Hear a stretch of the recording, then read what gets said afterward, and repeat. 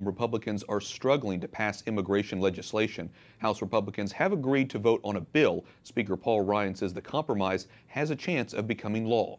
Correspondent Jason Calvi speaks with a Catholic congressman who favors a tough stance. Good evening, Jason.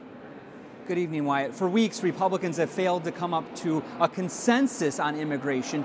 Moderates want a pathway to citizenship for dreamers. Conservatives call that amnesty. Now, Speaker Ryan will bring two GOP bills to the floor as early as next week. Representative Walter Jones of North Carolina says the United States cannot reward immigrants who break our laws. Both of these bills are expected to protect those dreamers, the immigrants brought to the country illegally as children. Do you support giving them citizenship?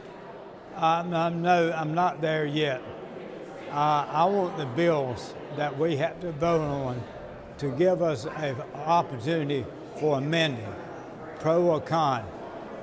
Too many times leadership tries to bring a bill to the floor, and the only people that know the bill itself are those who brought it to the floor.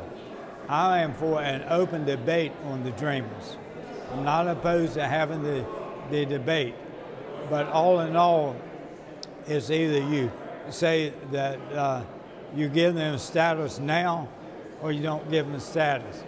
I think that this whole issue, like other issues, Jason, needs to be analyzed and talked about. Well, that's interesting because we just heard from the Cardinal Archbishop of Mexico City, and he said this is a problem that's not something you can have a simple solution to. So it sounds like you would agree with the Cardinal on that. I agree with him on that. I really do. And this is why we don't get anything done, because the leadership won't take the time of having hearings and talking about the dreamers or talking about the immigration issue. We should have taken the last 4 or 5 months, select committees, analyzing the problem, look at the answers and the challenges. The bill will also pump millions into President Trump's proposed border wall. Mexico City's Cardinal Archbishop just told our Lauren Ashburn it's not fair to ask Mexico to pay for that. What do you say to him? No, Mexico shouldn't pay for it, and they're not going to pay for it. The wall, I have never heard anybody, including some of my friends from New Mexico and Texas, say that the wall would be the solution. To me, I'd like to see the artists, the engineers to explain to me and put it on a draft as to how this is going to work. I have no idea really in detail what we're talking about. So maybe you don't even support the $25 billion to go to no, we're broke as a nation. Okay. When Bill Clinton left office in the year 2000, our debt was $5.6 trillion. Today, as you and I are talking, it's well over $21 trillion. Where are we going to get the money from? I know some Catholics are urging compassion. U.S. bishops are urging compassion on the issue of immigration. When it comes to that issue, how do you balance that with, I know you've called for respecting the law of the land and not allowing amnesty, in your words? I think, again,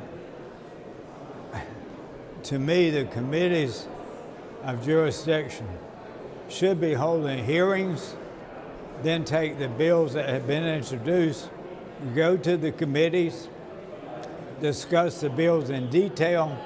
It takes time, there's no question about it, and then have a debate and a vote in the committee and get it to the floor. You've been Catholic now for about 41 years. How does your faith impact this issue when you've got the U.S. bishops right now debating how Catholics can make sense of this divisive issue? It does impact me. I am very pro debate on war. I'm a very pro debate on immigration issues. What's wrong with this place is we don't debate. Leadership does what they want to do, put it on the floor, and you vote for it with very little debate. Is this going to pass? I don't think so. These votes as early as next week are important in this midterm election year. Moderate Republicans can celebrate forcing a vote on immigration and trying to protect the dreamers, while conservatives can say they voted to build President Trump's wall on the Mexican border. Wyatt? We'll be following all of those developments. Capitol Hill correspondent Jason Calvi. Thanks, Jason.